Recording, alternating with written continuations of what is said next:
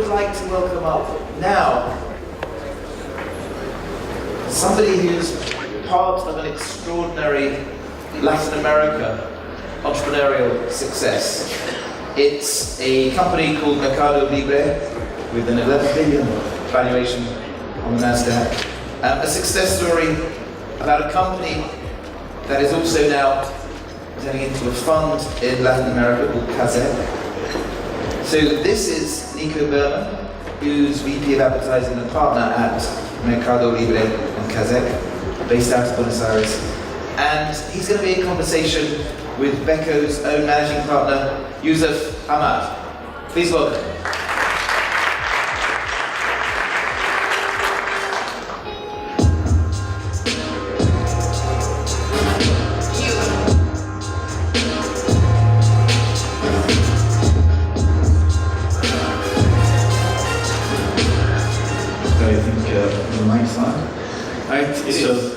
Perfect. So before we get started, I'd like to call you Nicholas because we're in the Middle East region and we want to make sure that there are no misappropriations of your names. Very short story.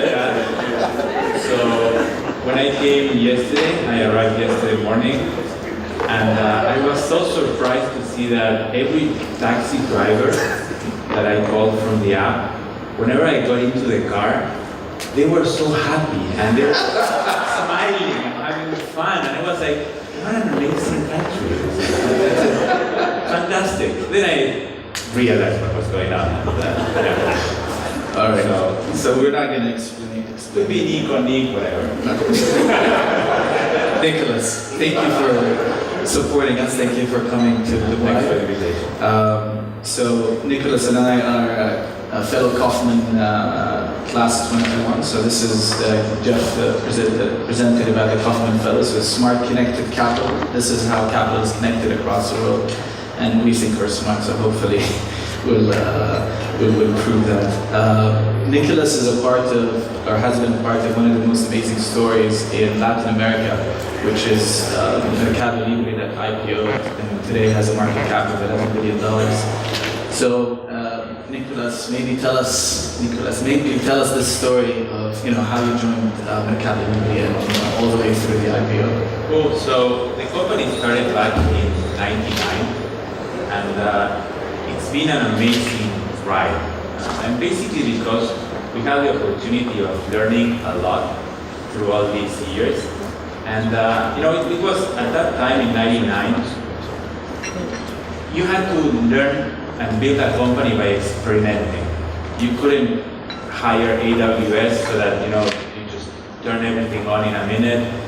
You had to acquire Sun Microsystem big boxes and then the Oracle licenses. It was very hard work, and you couldn't hire a SEO or SEM analyst or expert. You needed to just build it yourself. And that experimentation took us to make millions of mistakes, millions and millions, from which was great because we managed to learn a lot. It was a roller coaster. First years, it was climbing in '99 and 2000, climbing the mountain, and then we had the fall after the bubble burst. Actually, we raised 7.6 million in '99, and we raised 46.5 million 2 months after the bubble burst. Wow. So it was quite an emotional ride, I would say. And then the company, this is a marketplace, and once network effects kicked off, you just you surf the wave. You always need to be improving the product, the customer experience. But it was really amazing how the company grew. 2006 we became profitable after 7 years, and 2007 we did our IPO in the Nasdaq. That led us to today's valuation of 11 billion, as you said. And I stayed there until 2011. My two partners, Hernan, he was the co-founder of Mercado Libre and COO. My other partner, Nico, Nicolas, He was the CFO, and I was leading all the growth efforts. So super fun and learning experience. Excellent. And after Mercado Libre, you've decided to set up a fund called Kazakh Ventures. You're in your third fund today, focused on Latin America. So you've had a great success building a business. Why not do that again? Why go into venture investing? So all these mistakes that we made led us to learn a lot, and we were front row, like everybody knew about us in the ecosystem. And what happened was that many entrepreneurs started coming to us asking, how do I do this, how do I do that? And we realized that we could be adding much more value to the ecosystem by being outside of Mercado Libre and fully focused on helping entrepreneurs, not making the same mistakes that we did. They could do new ones, from which we can also learn, but not the same ones, than staying in Mercado Libre. And the other thing was that it was very obvious that there was a need for capital and smart capital, I would say. In Latam in 2011, and it's actually still the case, there was and there is a misbalance between the amount of opportunities to invest, lots of very talented entrepreneurs, and on the other side, the available capital. There's very little available capital. You know, we always say that capital flows and there are billions of dollars, but when you go down to the real stuff, there aren't much. There are very few funds in the region. And also the few funds that were there, and also it's still the case, most of them, they have a different skill set. Most of them, they come from the banking industry or from the consultancy industry, and they don't have the operational experience that we have. So there was clear differentiation. We could bring value to the market, and it was super obvious. So the three of us decided to start the fund, and this is Kazakh.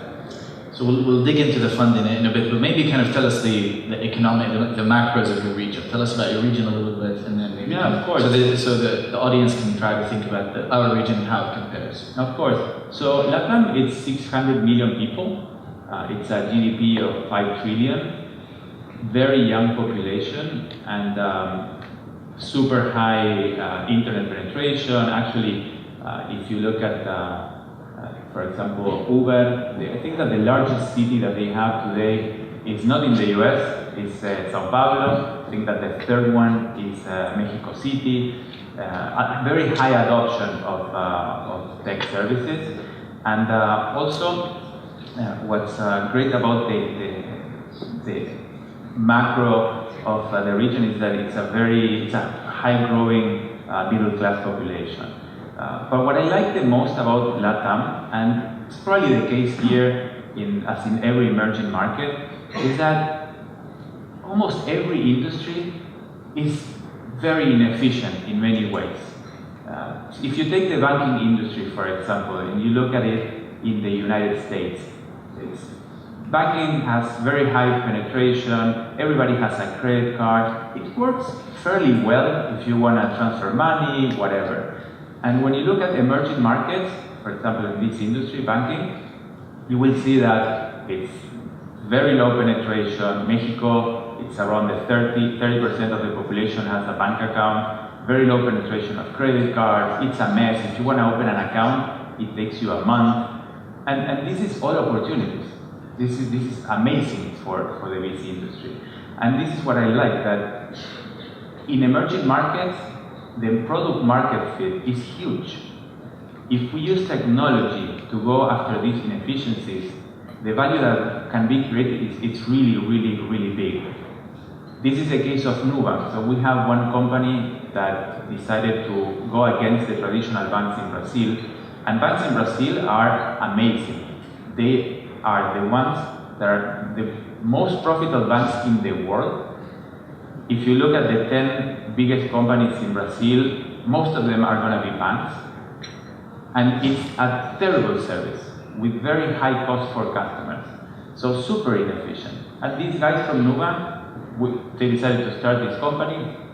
We funded them with Sequoia when they were just a PowerPoint, which is not usually what we do. We do Series A, and it's amazing how they grew with zero marketing budget. They invested zero so far. In 3 years and a half, they have 12.5 million people asking for the credit card, which until last week was the only product, and they have shipped more than 2.5 million credit cards already with zero marketing budget.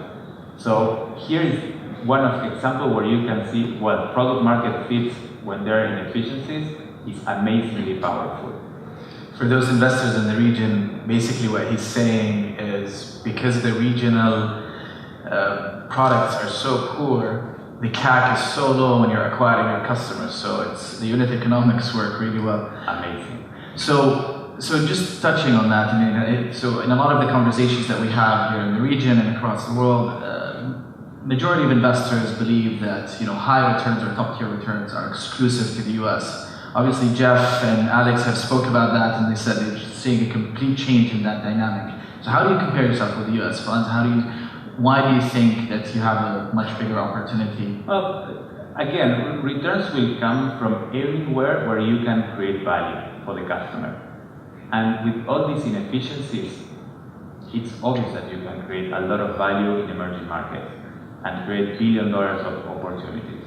So what's the profile of the startups you look for? What are the profile of the companies that are local in Latam that have the ability to compete with the Silicon Valley startups? Yeah, so our thesis is very simple. We look for first amazing entrepreneurs, and we're finding amazing people in the region.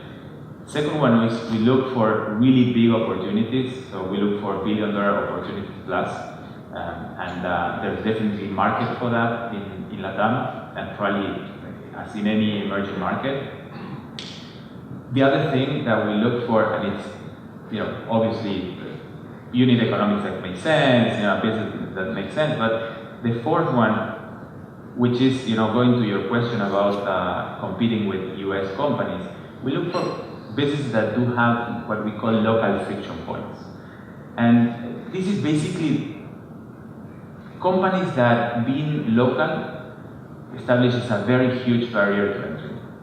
Again, Nubank. It's probably impossible for a US bank or even a startup in the US to open a bank in Brazil. You need 2 years of lobbying to get your government approval so that you can become a bank. You need to have all the connections with APIs with the local banks. You need to have local customer care. It's really a mess. Another case, we have a company, it's called Contabilizer. They are replacing accountants with technology for SMBs. It's a market of 8 million SMBs in Brazil. And to do that, there are companies in the US that are doing the same thing, Intuit, for example. But in Brazil, you have a federal law, tax law. You have a tax law for each of the provinces. And then you have a tax law for each of the municipalities. For that, you need to build that product. You need to connect with thousands of local entities. And you need to know the law of each of them. And they change every month. If Intuit would like to come from the United States to establish that same business in Brazil, they would need to rewrite the whole code. It would be a completely different company. So local friction points is something that we look, because that enables the company to have not competitors coming from abroad and build a business locally, become big companies. Absolutely. This really resonates with us, and when we were talking a couple of days ago, Danny couldn't stop saying, "This is our pitch. This is our pitch." So it really resonates with us. We do have the same local friction points in the region, and that's where we see the locals win. There are businesses that you can turn it on, and it will immediately be global. So those businesses, the Facebooks of the world, yeah. But also there are huge businesses out there that you need to be local, and there's no way that you can do it from abroad. So tell us about your investors. Tell us about shifting from Mercado Libre to Kazakh. Who are the LPs, the investor community that backed Kazakh, and saw the vision in a very early ecosystem. You were asking about the US, and I was like, no US, and our LP base is absolutely US based. When we started CASEC, and this was an experience from Mercado Libre, back in Mercado Libre time, our investors were Goldman Sachs, JP Morgan, GE, Santander, Hicks, super smart people, but they didn't have this, lots of experience on building tech companies, so not much value add as we would have liked. Super smart people though. And when we started CASEC, we wanted to change that and make sure that every person that was investing in CASEC was being able or would be able to add value to our ecosystem. So we have 3 buckets of investors. One bucket are fund of funds, most of them from the US, and they are super smart, they know the industry amazingly well, they're super helpful. And the important thing is that they also provide continuity for the firm. So we are here for the long run, and they are also for the long run, so it's a great match. The second bucket is GPs, general partners, of many of the largest venture capital firms in the US.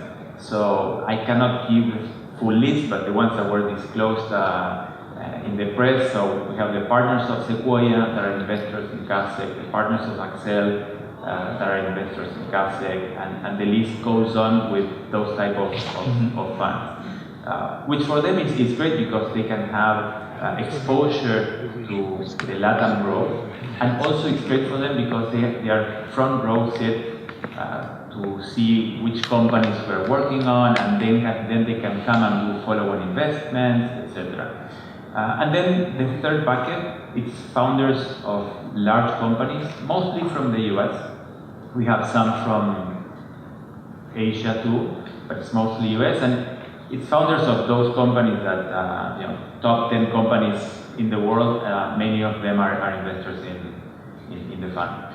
So I understand why you want to attract these investors, but why did these US household names, Sequoia, Accel, invest in a fund in LATAM? They are the core, the heart of Silicon Valley. They get access to the best deal flow. Why do you think they've ventured outside of that and put, especially GP money? It's not their own. They don't want to miss the opportunity, and they understand that emerging markets, it's a huge opportunity. It's happening, and they just don't want to miss it. But at the same time, it's hard for them to come directly. If they want to come to LATAM, you just open an office. So they just figure out that these are good guys, let's just work with them. And that's how it happened. So tell us about exits. We are in our region, we don't have the luxury of having a lot of exits. The ecosystem is still being built up. We've had the Amazon acquisition of Souk this year. And then we've had 4 or 5 exits in the past 4 to 5 years. So tell us about the exits in your ecosystem. Where is it today? How does it look? Of course. So, a couple of things on this. The first one is that we already had a few exits. We have 5 so far, and we know that whenever you build an amazing company, exits will come. In 2011, the first question that we were getting from our potential LPs in our discussions, our discussions we do very fast. We raise money, try to raise it very fast. The 3 funds. So first fund is 100 million, second one 135. The third one, which we recently raised, is 200 million. All of them were 60-day process from day 1 to closing. So we raised very, very fast because we want to go back to what's important, which is investing and helping companies. And in those first 60 days in Fund 1, most of the LPs were asking us not about exits. They were asking us about follow-on rounds. It's like, Nicolas, you're going to invest in Series A, maybe Series B, but then Series C, D, whatever, who's gonna come and invest the money? And we told them, if we build amazing companies, the money will come. Nubank has Sequoia in the cap table, Tiger Global, Founders Fund, Peter Thiel, DST, and has debt from Goldman Sachs. If you build amazing companies, they will come. And actually, when you analyze Fund 1, we deployed $90 million, and so far those companies have raised more than $1.5 billion in follow-on rounds. So the same is what we think about exit. We're having some exit, yes, but it's still too young. It's like, I don't want to exit Nubank. That's an IPO. I want to stick with the shares for a while as the company keeps growing, and we're supporting them. And whenever you build great stuff, exits will come. Absolutely. So I have a couple more questions for you, and then we'll start taking questions from the audience. So if somebody has the mics, please start handing them out. So you've been in Dubai now for 2 days. It's your first time. What do you think about the city? What do you think about the environment? What do you think about the ecosystem? I'm completely amazed. It's almost taking me to an emotional state to see how things can happen, and the level of vision that I see here, it's amazing. But it's not just vision. When building a company, whenever we build a company, it's not about the idea. It's not about just the vision. You need to have it, yes. But what's even more important is the level of execution. And I'm amazed by the level of execution that happens here. It's like we have the vision of AI, Minister of AI. Wow. Wow. So I don't know much about the entrepreneurial ecosystem here, but if it is as it is in the government, oh my God, you have a jewel here. You have a jewel. Absolutely. And before we move to questions, if you have a message to this amazing audience that's here today, what would it be?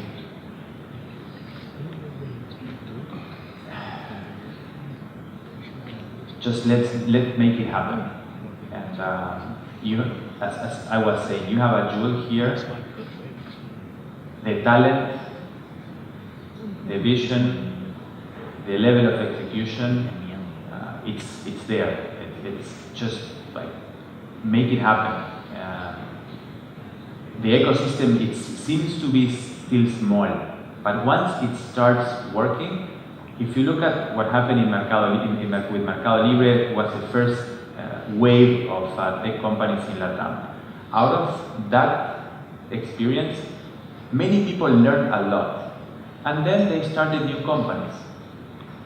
Probably the first companies were mostly Me Too's, because the Me Too, it's great, the Me Too, it's copying a model that's probably working in the United States.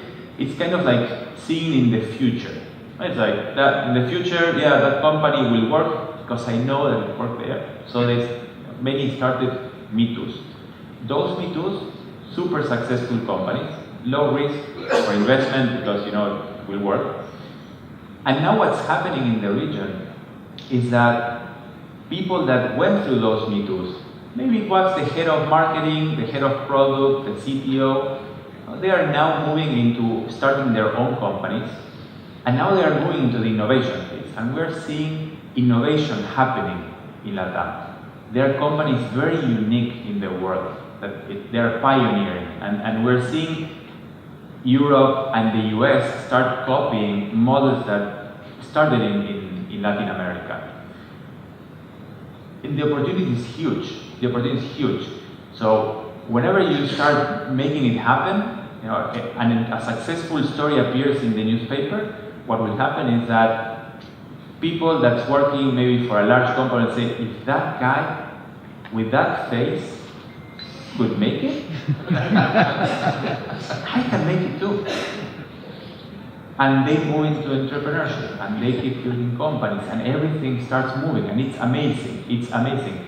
Just make sure that you're pushing that to happen, because the world keeps running. And we're talking here with somebody from the insurance industry a couple of minutes ago. The Kaplan guys over there. Yeah, and it's fantastic what they are doing. If you don't disrupt yourself, which can be super painful, if you don't do it, somebody else will. So make sure that you keep moving fast, investing in this new world, because it's definitely the future. Definitely the future. Thank you for that. And with that, if there are any questions from the audience, the audience today is shy, so if there are any questions, it would be great to hear. There's one over there. You can also ask about good beaches in Brazil. Hi Nicholas, I'm one of the dinosaurs involved in old school bricks and mortar retail industry, and it was interesting this morning hearing David talk about AI, cryptocurrencies, robotics and everything, but no one really talked about e-commerce. So I just wondered if you could talk us through your experience of Mercado Libre, how and the impact of Amazon, for example, on that company in your territory. So the sound here is a little bit. You got the question? So the question is, what is your experience in Mercado Libre, and how do you think the e-commerce is changing the retail world? Okay. Just look at what Amazon is doing in the States. They are basically killing everybody, and those that couldn't embrace technology fast enough are dying. In Latin America, it's happening the same with Mercado Libre. You used to see that people were going to the big chains as their entry point to buy something. Now Mercado Libre is the entry point. You just go there, and the big retailers, they need to be in Mercado Libre. There's no other way for them to survive. And what's important within the e-commerce experience is to make sure that it's not just a listing place. You need to make sure that payments are perfect. You need to make sure about fulfillment. That's super important. And it's all about breadth of options, great price, and great service. Actually, the internet in general is about the products, about the user experience. It's about wowing the customer. If you think about every online business about LTV, acquisition is very easy once you have a good LTV. If you for every customer that comes, you can extract not just once value, but many times, because they love the experience with you, and they'll keep coming back, keep coming back. That's the secret sauce, and for that it's just user experience. Acquiring, once you have high LTV, you can go out there and buy as many customers as you want. Though the best thing that can happen to you is that your product is so good that you don't even need marketing, which is the case of Nuba that we discussed a couple of minutes ago. Any more questions?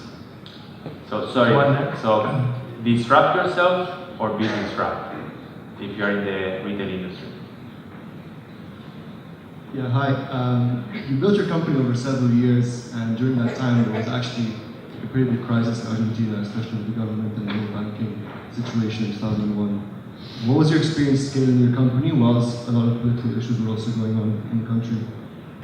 I couldn't hear you. Yeah, I couldn't hear the question. Could you speak up, sorry? Yeah, there were a few banking regulation issues in Argentina in 2001, and I was wondering what your experience was scaling your company amongst these issues ongoing when your company lasted multiple years. So the question is basically about the pain that we suffered during all those years in Argentina, building the company there. It was nuts. Luckily, we are out of that path. Now, I would say, I'm there to say that we have one of the best presidents in the world. It's amazing what he's doing. But those years were really, really tough. And actually, Mercado Libre is all across Latin America. We also have operation in Venezuela, which is there today. If you look at Latin America, every country is going in the right direction, moving out of populism and growing. with the exception of Venezuela, which is still, unfortunately, in another path. It's super difficult. You just need to be resilient because eventually things will change. And in Argentina, that was also an opportunity for us because during all those years of pain, nobody would want to invest in building a business there. So we took advantage of that. And also, whenever you have a down cycle, you're in the down cycle, people, they tend to, okay, we need to look for better cost, better service, and technology brings that. So, at that time, if somebody was looking to buy a TV, they wouldn't go to the expensive mall and buy the whatever. They would search online. So that helped us to move people into the online world faster, created barriers of entry, and now we are surfing the wave, now that the country is back. So whenever you see things not going amazingly well, it's an opportunity. And also for us to invest in the region, it was really, really good. I have to say, though I prefer today's situation where the country is really going up. There's a question over there. I'm going to bring the microphone to you, but while I do so, I'm going to ask you a question. Can you hear me, Nicolas? Yes. So the question is, there's lots of people here in traditional industries, particularly retail. What does the competitive landscape look like in Latin America? I think one thing you've done really well as Mercado Libre is you took the whole continent, which is pretty cool. So I guess I have 3 questions. What does the e-commerce or classified space look like in the different pockets? Let's say Mexico, Brazil, Argentina, maybe the 3 most populous countries, vis-a-vis e-commerce and Mercado Libre. And then what are the smart retailers doing? Because you said embrace the internet, go online. That's an easy one, but I think there are obviously much more difficult things that you can do as a retailer to really bring the pain upon yourself before someone else brings it upon you. Yeah, so it's interesting because 3 very different markets, but I would reduce that to 2, Brazil and the rest. When you look at Brazil internet e-commerce adoption, that's very high, very, very high. You open an e-store and you are immediately selling, which is not necessarily the case for Argentina and Mexico. E-commerce took a little bit more to pick up in Argentina and even more in Mexico. And the difference is that in Brazil, in 2001, all the big retailers started investing in online, in their online presence, in selling online. That brought confidence of the consumer on the internet, and everybody started doing e-commerce much earlier than in the other places. And also, it's amazing how all these retailers got it very fast, started investing in product, and today they are really good. They are really good experiences, and they are making tons of money. And in some cases, 40–50% of their income comes from online. So there's the case of Magazine Luiza. You should take a look at it. They are great tech companies today. They used to be retailers, regular offline retailers. Now they became tech companies. And when you talk with them, even though they have thousands of offline stores, they tell you, we are mostly a tech company with online and offline presence. And everything in the company, it's not around the physical store, it's everything around the consumer. They want to know the consumer, who he is, what should we offer to each of them, different pricing. They bring technology to their core. They brought technology. In Argentina and Mexico, the big retailers, they woke up very late. In Argentina, 2008, in Mexico, 2011, and Mercado Libre took them like it's massive. Also in Brazil, it's massive. But they are losing the battle. They are definitely losing the battle in both countries. Trying to catch up, but catching up it's not easy because you need to rewrite all your code, you need to build your APIs. It's really hard, and they will probably all die.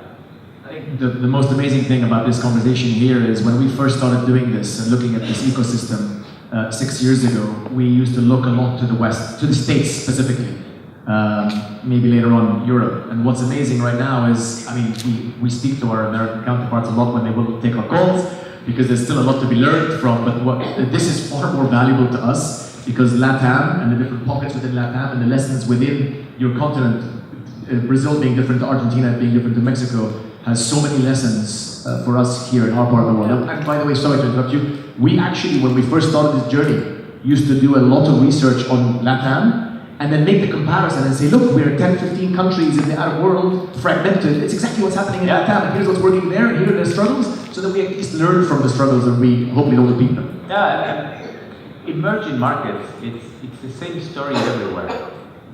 There are inefficiencies in today's industry, and it's about changing that, about bringing value to the customer. If you create value, you will be generating a lot of value, billion-dollar companies. Going back to banking, take the case of China and India. Banking in the US, have you seen wallets working in the US, mobile wallets? There are none. There's no, even Apple Pay, it's not amazingly successful. And if you look at India and China, where banking penetration is low, and all the things that we already know, full of inefficiencies of an emerging market, look at what WeChat is doing with their payment wallet, or Alipay, or Paytm in India. They are massive. Those are billions and billions of dollar companies. Out of what? Out of fixing the inefficiencies that we have in emerging markets. Huge opportunities. Thank you. Maybe one last question before we move on. Good question here. Can you talk a little bit about the challenges around payment and also last mile delivery in LATAM, and whether there are similarities to the GCC? Challenges around payment? Payment in terms of similarities and differences. cash on delivery and logistics. Here?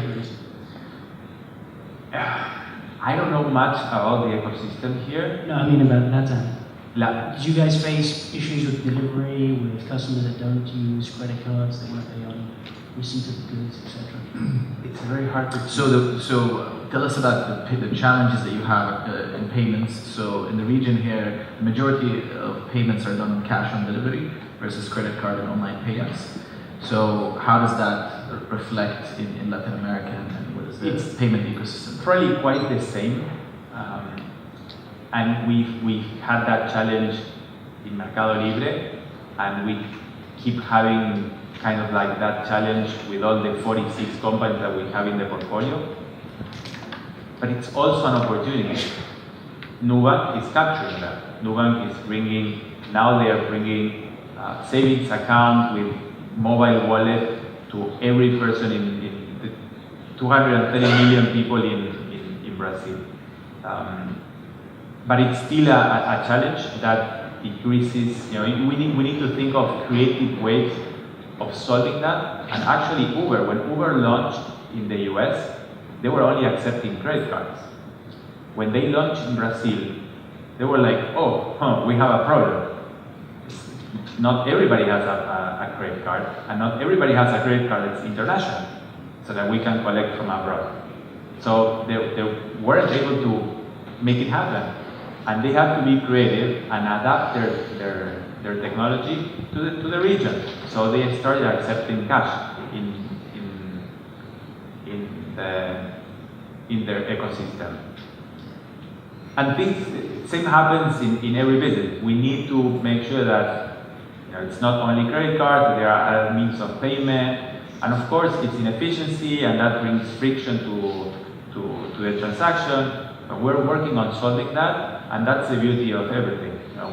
These local friction points are what makes local companies smarter than companies coming from abroad, because they know how to solve the local payments, and actually, in many cases, they are solving the local payments, which is a huge opportunity too. That's a really great answer. I think the example you gave about Uber and their expansion in the market, those who are investors in Karim in the room can really relate to that and kind of how customized, especially on the payment and in the cash payment sector in the region.